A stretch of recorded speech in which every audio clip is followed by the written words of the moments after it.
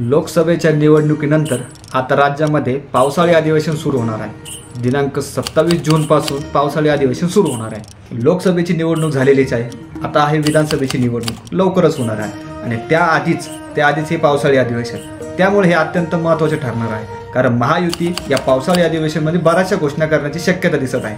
आता या पावसाळी अधिवेशनमध्ये महायुती कोणकोणत्या घोषणा करू शकतात ते आपण एकदा पाहू। तर पहिली आहे लाडकी बहीण योजना। यामध्ये गरीब महिलांना 1200 ते 1500 रुपये देण्याची शक्यता आहे, 1200 ते 1500 रुपये। आता याचा दारिद्र्य रेषेखालील महिलांना म्हणजे जवळपास 90 ते 95 लाख महिलांना ह्या गोष्टीचा फायदा होण्याची शक्यता दिसत आहे।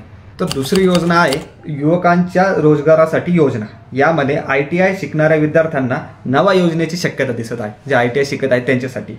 तर तंत्र शिक्षण घेत असलेल्या विद्यार्थ्यांना पण काही प्लॅटफॉर्म ओपन होण्याची शक्यता दिसत आहे। या घोषणेमध्ये अजून एक महत्त्वाचा निर्णय होऊ शकतो, तो म्हणजे शेतकऱ्यांच्या कर्जमाफीचा निर्णय।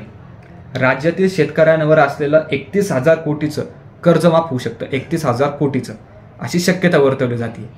तर अजून काही मोठ्या घोषणा होऊ शकतात, जसे की आरक्षणाबाबत महत्त्वाचा निर्णय होऊ शकतो।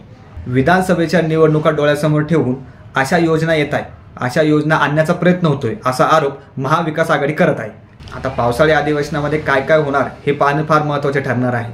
पावसाळी अधिवेशनामध्ये बऱ्याचशा महत्त्वाच्या गोष्टी घडू शकतात, घोषणाही होऊ शकतात, त्यामुळे तिकडे डोळे ठेवणं, तिकडे लक्ष ठेवणं हे गरजेचं आहे आणि त्याचमुळे आमच्या चॅनलकडे पण लक्ष ठेवणं गरजेचं आहे। त्यामुळे नक्की सबस्क्राईब करा। धन्यवाद।